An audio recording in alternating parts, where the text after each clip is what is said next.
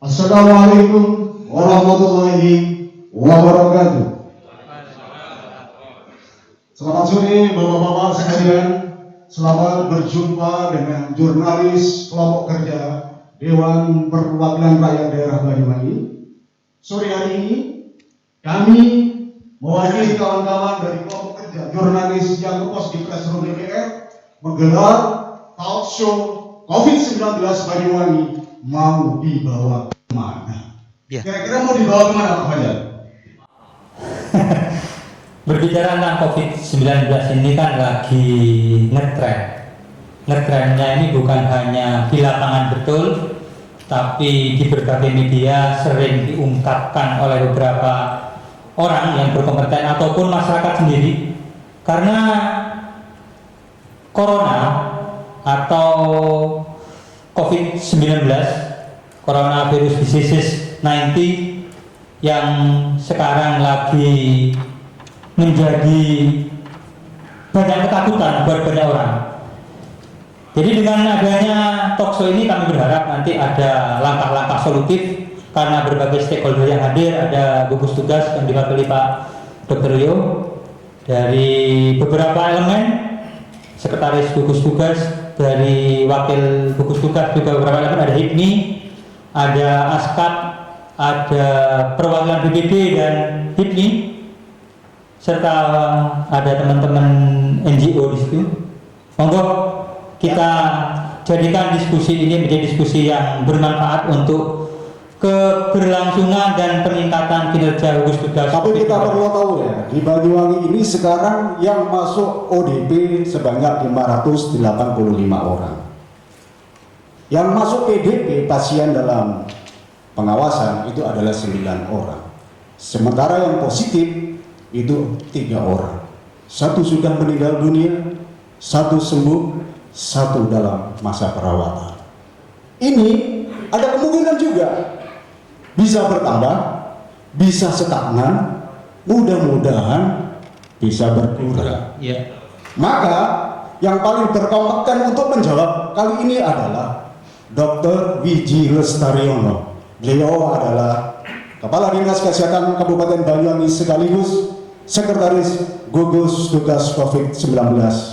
Dipersilakan Pak. Monggo Pak. Terima kasih. Mohon izin semuanya, saya berbicara lebih dahulu bahwa seperti tadi sudah disampaikan, sampai dengan hari ini pasien yang konfirmasi positif COVID-19 di Banyuwangi ada 3 orang. 1 orang sudah kita nyatakan sembuh, 1 orang masih dalam perawatan, dan 1 orang meninggal dunia. Kemudian pasien PDP ada 9 orang, kemudian ODP 585 orang, dan semua itu terutama yang ODR dan ODP ini akan terus meningkat dari hari ke hari karena hitungan surveillance itu secara kumulatif. Yang ingin kami sampaikan adalah bahwa pasien konfirmasi positif terutama ini akan meningkat atau tetap 3, ini jawabannya adalah tergantung kita semua, tergantung seluruh warga masyarakat Banyuwangi.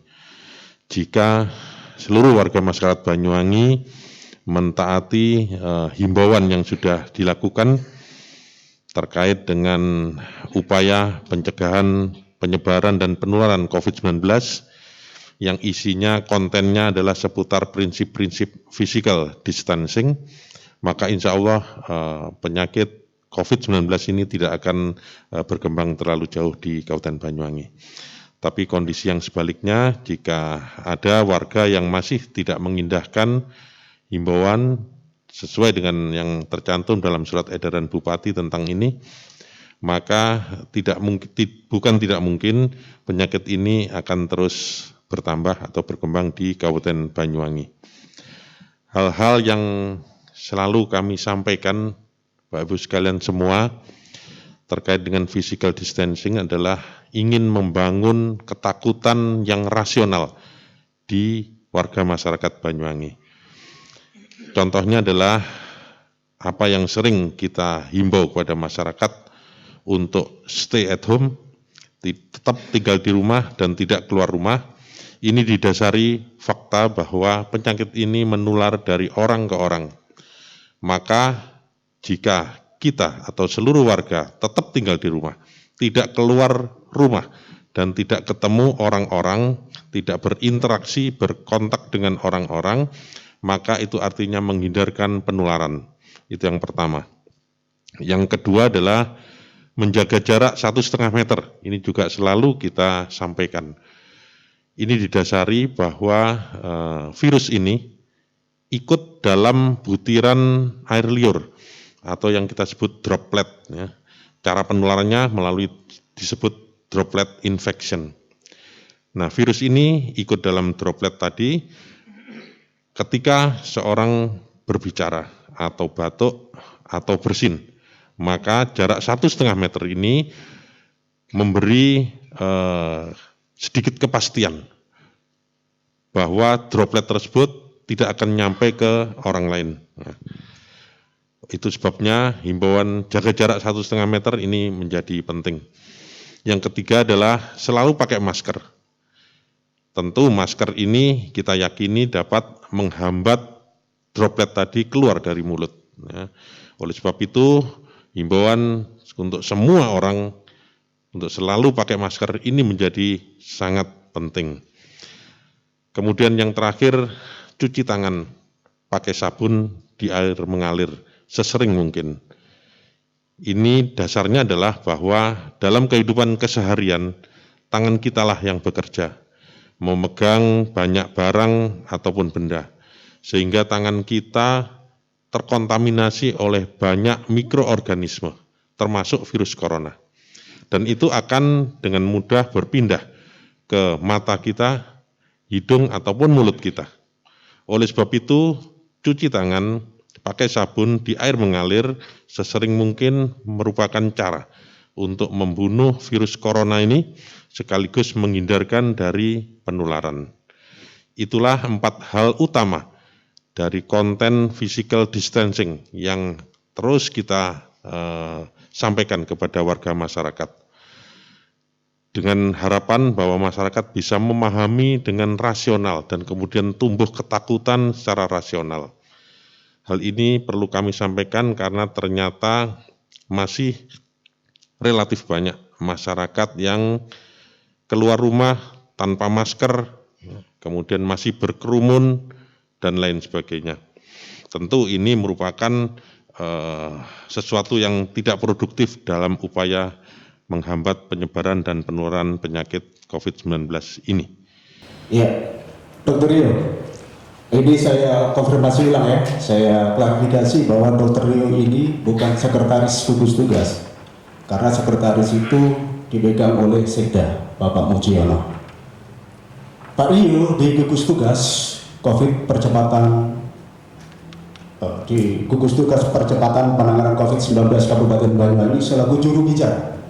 Maka beliau diberi hak untuk menyampaikan apapun, entah itu positif, negatif, menakutkan, mendamaikan, atau hal-hal yang mungkin tabu disampaikan kepada masyarakat, itu wajib disampaikan demi edukasi bagaimana menghadapi penanganan COVID-19. Pak Dokter, kapan hari masih ingat di beberapa media juga ditulis cetak maupun elektronik tentang pasien PDP di Desa Kembiritan, Kecamatan Kendeng yang meninggal dunia. PDP memang belum tentu positif, bisa juga menjadi negatif. Tapi kemudian ada hasil swab dari Balitbangkes yang menyebut bahwa pasien PDP Kembiritan itu dinyatakan positif. Sementara pada waktu penanganan dari pengermasian menuju pemakaman sampai pasca pemakaman itu justru menimbulkan beberapa keresahan. Satu, beredar video bagaimana proses pemakaman. Ternyata hanya ada 3 orang, 1 sopir, 2 pengangkut peti jenazah. Sehingga peti jenazah itu bolak-balik diturunkan, sehingga mohon maaf itu kurang etis dalam hal pengkremasian.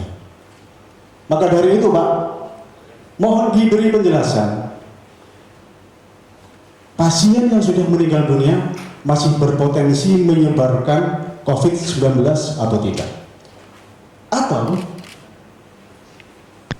masyarakat atau warga lingkungan terdekat, apakah mereka menjadi orang-orang terdampak yang paling rentan untuk dipapari COVID-19?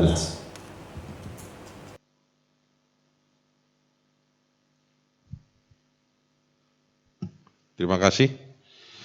Memang benar, jadi pasien dengan status PDP waktu itu meninggal di Rumah Sakit Umum Daerah Genteng. Saya ingat meninggalnya tanggal 9 April. Meskipun demikian, meskipun statusnya PDP, tetapi selama masa perawatan pun yang bersangkutan dirawat di ruang isolasi dengan SOP perawatan COVID-19. Setelah meninggal, pasien ini dimakamkan. Dan memang benar seperti yang kita lihat di video, petugas pemulasaraan jenazah hanya ada 3 orang, bahkan yang bekerja cuma 2 orang. Ya. Tentu ini sangat memberatkan bagi yang bersangkutan, karena peti jenazah ini cukup berat. Nah, oleh sebab itu, kami sampaikan mohon maaf, bahwa memang seharusnya bukan 2 orang yang mengangkat, akan tetapi 6 orang. Dan setelah kejadian itu sudah langsung menjadi bahan evaluasi bagi kami. Sesuai SOP, petugas minimal 6 orang dengan APD lengkap, dan bahkan sudah diusulkan untuk diberikan insentif khusus bagi petugas pemulasaraan jenazah seperti ini. Pasien ini kemudian, kemudian besok harinya tanggal 10 datang hasil swab PCR dari Litbangkes Jakarta yang menunjukkan hasil positif. Oleh sebab itu, meskipun sudah meninggal, almarhum ini naik statusnya menjadi pasien konfirmasi atau positif COVID-19. Sesuai yang ditanyakan tadi, ada yang menanyakan tentang potensi penularan. Ya. Sesuai dengan yang sudah kita dapat, bahwa ketika seseorang meninggal, maka dalam waktu 4-8 jam kemudian virusnya juga ikut mati. Ya. Sehingga apabila sudah lebih dari waktu itu sebetulnya relatif aman dalam aspek penularannya. Meskipun demikian, sekali lagi proses pemulasaraan tetap sesuai dengan SOP COVID-19 dan itu akan aman insya Allah. Terima kasih. Ini mungkin yang terakhir dari Dr. Rio. Kemarin hari Senin sudah digelar rapat bersama antara gugus tugas, SKPD, anggota Dewa, dan beberapa instansi yang terkait. Hari Minggu, Pak Bupati meminta maaf kepada kawan-kawan media ketika melakukan sidak PUS di Wongsorejo. Saat itu Bupati membenarkan bahwa apa yang dilakukan saat itu adalah bersumber dari dana gotong royong, tapi tidak bersumber dari dana tanggap darurat yang disediakan 78 miliar. Kemudian hari Senin digelar rapat di ruangan ini juga. Intinya ternyata sudah 80% dana tanggap darurat itu dibelikan sarana dan prasarana serta kebutuhan-kebutuhan yang diperlukan, sehingga tersisa 15 miliar. Yang ingin kita tahu, Pak, dana yang sudah dibelanjakan itu apa saja, bagaimana nanti jalur distribusinya. Jadi kecamatan, desa yang membutuhkan segala sesuatunya itu harus kepada siapa? Kepada Bupati kah? Kepada gugus tugas kah? Kepada Kodim kah? Kepada Polresta kah? Ini yang harus kita ketahui. Sehingga kerja gugus tugas ini kan ditunggu sebetulnya. Apakah sudah action? Apakah masih perencanaan saja? Atau sudah 2 langkah di depan, cuma masyarakat tidak tahu.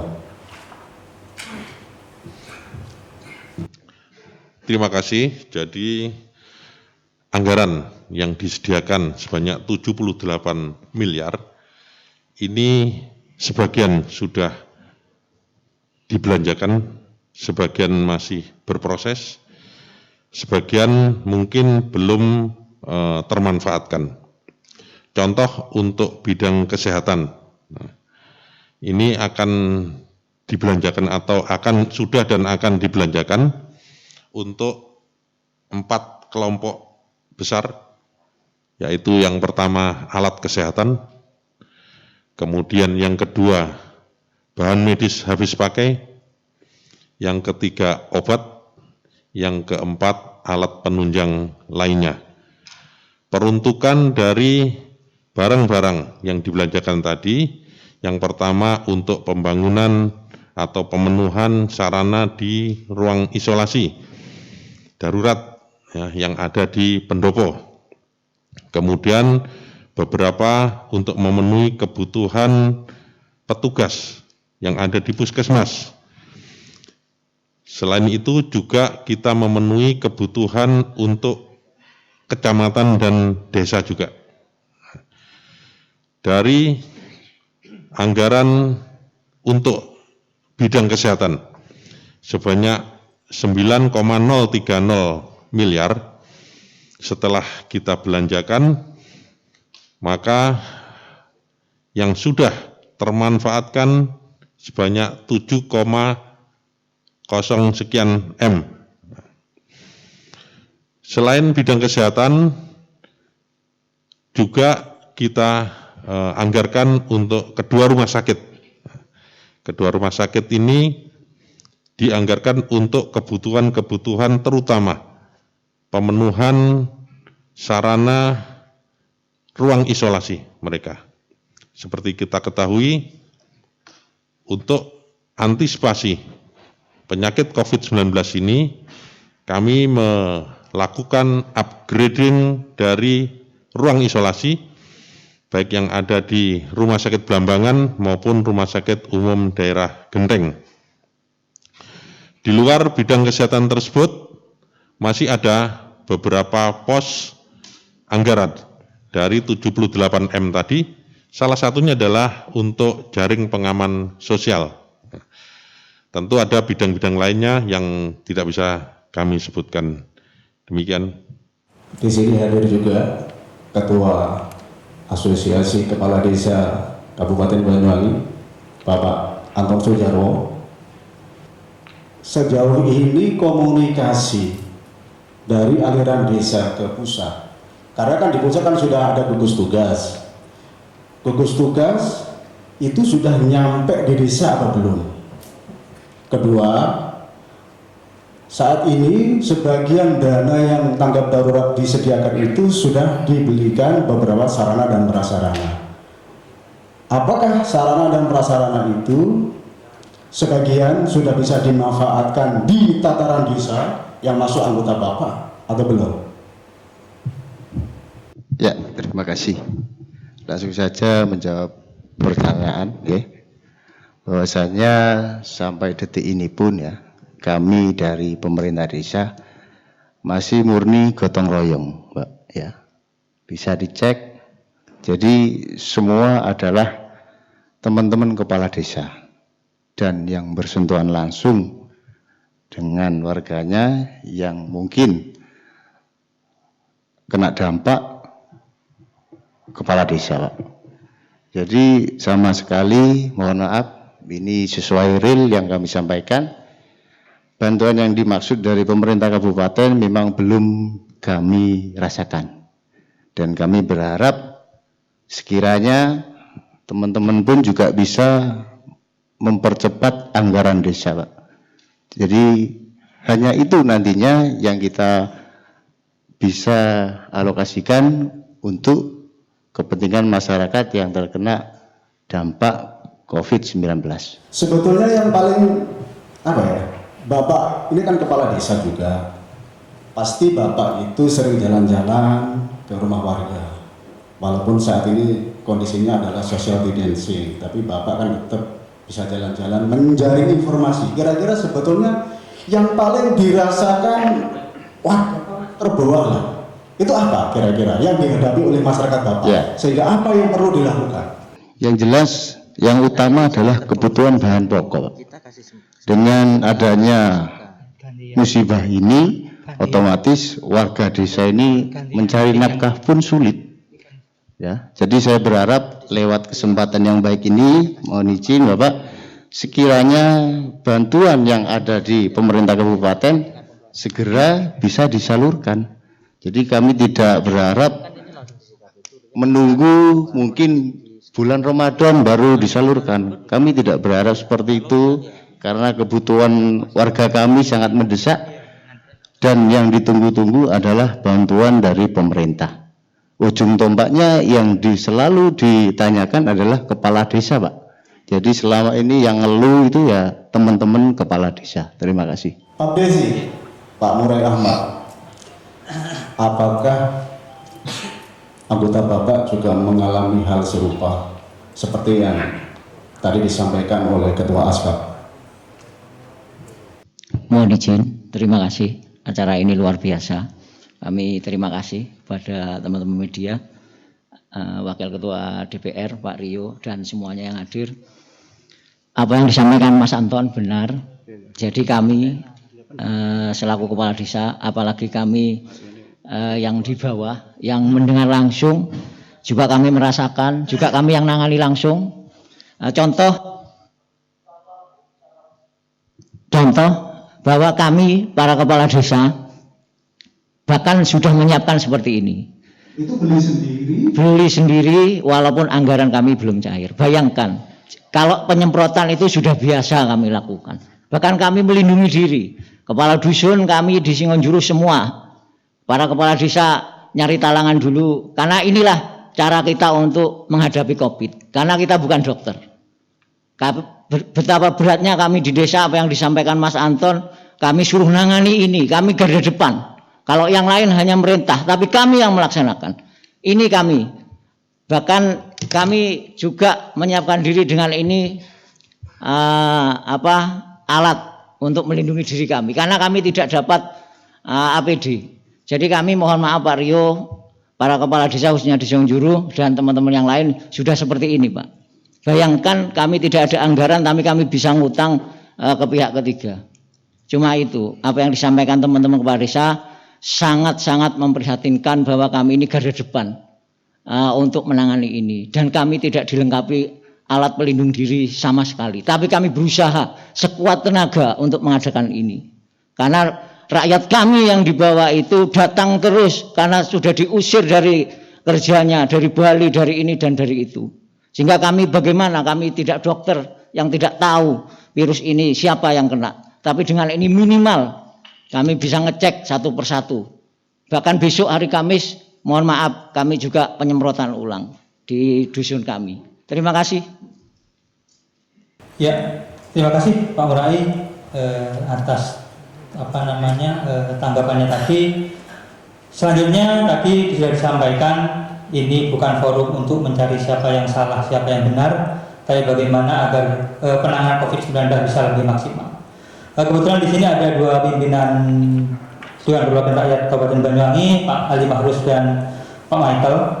Sejauh ini terkait dengan ini jadi pertanyaan Pak. Jadi saya yakin jenengan sering buka di Facebook terutama dalam pelaksanaan penyusunan dana terus sampai menganggarkan 78 miliar ini. Apa ada komunikasi yang dilakukan oleh pihak pemerintah secara regulasi itu diperbolehkan apa tidak? Itu yang pertama. Yang kedua mungkin nanti bisa disampaikan juga sejauh mana pihak DPRD sebagai wakil rakyat melakukan kegiatan agar bagaimana gerakan penanggulangan COVID-19 ini bisa maksimal di Banyuwangi? Sinergi seperti apa yang sudah dilakukan oleh pihak DPRD?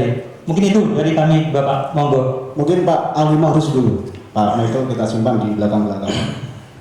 Ya, terima kasih. Bismillahirrahmanirrahim. Assalamualaikum warahmatullahi wabarakatuh. Yang saya hormati Bapak Michael selaku pimpinan DPRD, yang saya hormati Pak Dr. Rio, Pak Polres atau yang mewakili, dan Dem atau yang mewakili, Ketua BPBD, teman-teman Askap, Papdesi, dan juga teman-teman NGO yang hadir, dan tak lupa juga yang saya banggakan teman-teman wartawan. Pertama, saya sangat mengapresiasi terkait dengan kegiatan ini. Tentu konteksnya adalah bagaimana hari ini kita berdiskusi bukan dalam konteks saling menyalahkan, dan ini forumnya juga bukan forum hearing untuk saling tuding, tapi bagaimana kita mencari solusi untuk ke depan bagaimana Banyuwangi betul-betul terbebas dari virus corona. Minimal jangan sampai ada yang korban meninggal positif, kan begitu. Pertama, sebelum saya menjawab terkait dengan pertanyaan moderator, apa istilahnya kalau begini? Host, oke ya. Saya ingin berbicara tentang sesungguhnya ada 4 hal yang harus kita pahami dalam proses menangani corona. Pertama adalah tahapan pencegahan, yang kedua penanganan, yang ketiga perlindungan, dan yang keempat adalah pengendalian. Nah, tentu dalam konteks kami sebagai pimpinan DPR, tupoksinya adalah yang melekat pada diri kami ya 3. Pertama, controlling, pengawasan terhadap kinerja eksekutif, kemudian budgeting, menganggarkan seluruh program yang sudah direncanakan, dan yang ketiga adalah legislasi. Nah, dalam konteks ini kami mengamati prosedur mulai awal sampai detik ini, tentu ada upaya-upaya yang sudah menunjukkan proses ini baik. Pencegahan contoh. Kalau kita ngomong pencegahan berarti di situ ada edukasi, ada sosialisasi, kemudian ada protokol kesehatan. Ini dalam konteks pencegahan. Sehingga teman-teman yang di tenaga medis dan semua termasuk desa, kecamatan, kabupaten ini berupaya semaksimal mungkin dalam proses pencegahan. Dan tadi disampaikan Pak Murai nyemprot disinfektan, kemudian bagi-bagi hand sanitizer, kemudian membuat tempat cuci di masing-masing atau lain sebagainya. Tentu itu adalah tugas kita bersama. Tidak kemudian saling menyalahkan, oh ini harusnya tugas kecamatan, harusnya tugas kabupaten. Tidak. Karena negara hari ini dalam konsen terhadap penanganan COVID-19 ini butuh modal besar. Yang awalnya kita ini hidup normal, saat ini kita tidak normal hidupnya. Selalu dibatasi semuanya. Sebagaimana disampaikan oleh Dr. Rio tadi, ketakutan yang rasional. Nah, rasionalitas ini yang kemudian kita melakukan upaya-upaya pencegahan dengan social distancing, physical distancing. Keluar harus pakai masker, menjaga jarak, dan tidak ada kerumunan. Inilah bagian dari pencegahan yang hari ini Banyuwangi sudah melakukan. Yang pertama. Yang kedua dalam konteks penanganan. Saya ketika kemudian tadi disinggung awal oleh host, di Gembiritan, di Genteng, ketika ada pasien yang PDP Pak ya? PDP meninggal, saya ketika tahu video langsung telepon Dokter Rio. Bisa dicek, kan gitu Dok. Saya telepon, Dok kok seperti itu penanganannya? Ini mayat. Dalam Islam itu walaqad karramna bani Adam, artinya manusia ini harus dimuliakan, dihormati. Nah, ternyata kok penanganannya apakah seperti itu? Ternyata Dr. Rio juga menyayangkan. Kenapa? Karena ini baru pertama. Dan itu mungkin bisa saya maklumi. Karena prosedur yang saya lihat, masa kemudian mayat dibawa pakai arko, yang notabene arko ini untuk membawa barang-barang berat seperti pasir dan batu. Kan tidak bisa seperti itu. Maka saya pada saat langsung telepon dan beliau menyampaikan permohonan maaf dan memang itu kelengahan. Itu yang pertama. Yang selanjutnya terkait dengan penanganan lagi, ada ODP, ada PDP, ada positif. Nah, tentu ini kita semua bekerja mulai dari desa. Contoh desa kemarin Pak Murai di mana itu di TV apa Pak ya? Menyampaikan sudah ada isolasi rumah mandiri. Nah, ini juga bagian yang harus kita apresiasi. Termasuk Pak Murai tadi menyampaikan, ini saya beli alat sendiri sampai diutang-utangkan. Itu sangat bagus. Karena hari ini memang Pemda sudah menganggarkan itu, dan kemarin setelah kita rapat sudah dialokasikan berapa? 70, Pak?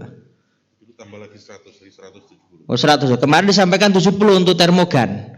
Saat ini sudah tambah 170. Nah, berkaitan dengan anggaran tentu kita porsinya di sini. Jadi kemarin anggaran yang 78 miliar, kemudian ditambah dengan anggaran yang DPRD Keperasan ada 2 miliar, total nilainya semua 80 miliar untuk penanganan COVID-19. Dan apakah kemudian proses ini sudah dilakukan, kemarin sudah santer isunya sudah tinggal 20% kan begitu. Karena ini masih proses dan tetap berlanjut, maka kita sebagai pimpinan DPR dan teman-teman anggota semuanya tentu dalam konteks ini harus sama-sama mengawasi, mulai dari desa sampai ke kabupaten. Apakah kemudian program yang sudah dicanangkan dengan alokasi anggaran itu nyampe apa tidak? Apakah sudah sesuai aturan atau tidak? Apakah sesuai dengan sasaran atau tidak? Nah, kita masih dalam konteks belajeti. Saya tadi bersama Pak Michael melihat beberapa skema yang dibangun untuk alokasi anggaran. Karena kalau ngomong anggaran itu ada 3 tahapan, Pak. Pertama alokasi, distribusi, baru stabilisasi. Ketika anggaran ini dialokasikan, kemudian didistribusikan, apakah stabil atau tidak? Oh, ternyata tidak stabil. Oh, ternyata masih banyak kekacauan dan seterusnya. Ini yang kemudian harus kita pahami bersama. Maka bisa dipastikan contoh misalnya yang jelas-jelas untuk desa, per desa 2.000 masker. 2.000 masker, kemudian disinfektan sama tangan itu ya, selondong tangan, itu semua dialokasikan. Nah, tinggal apakah sudah nyampe apa belum, ini masih proses, kan begitu. Nah, makanya kemudian jangan konteks hari ini kita saling menyalahkan, oh belum ada anggaran dari kabupaten. Nah, ini kan masih proses semuanya. Nah, ini kita masih konsen di situ, Pak. Itu dalam proses pencegahan, penanganan. Dan yang ketiga adalah perlindungan. Perlindungan yang hari ini kita lakukan sebagai negara harus hadir di situ adalah dalam bentuk CPS kalau Pemda. Termasuk juga di desa harus menganggarkan. Karena saya kemarin ketika mendapat informasi dari desa-desa hanya menganggarkan di angka 15-20 juta untuk penyemprotan disinfektan dan seterusnya, itu untuk pencegahan. Sementara di surat edaran Permendes PDT nomor 8 tahun 2020 itu menegaskan bahwa alokasi DD hanya untuk 2 alokasi. Pertama untuk COVID dan yang kedua untuk padat karya tunai desa. Ini yang harus dibangun. Saya kemarin salah satu desa saya tanya berapa anggarannya. Anggarannya DD 900 juta. Nah, itu sudah ada ketentuan 800 juta ke atas persentase 15-20%. Nah, kemudian ada yang terbaru lagi dari Mendes, bagaimana desa dengan DD-nya mengalokasikan untuk BLT, bantuan langsung tunai yang tidak tercover dari PKH dan BPNT. Maka ini kerja bareng, bahu-membahu, kabupaten juga mengeluarkan anggaran JPS, desa juga melalui DD-nya. Nah, ini harus bareng-bareng kita bersama melakukan perlindungan dan disitulah negara hadir.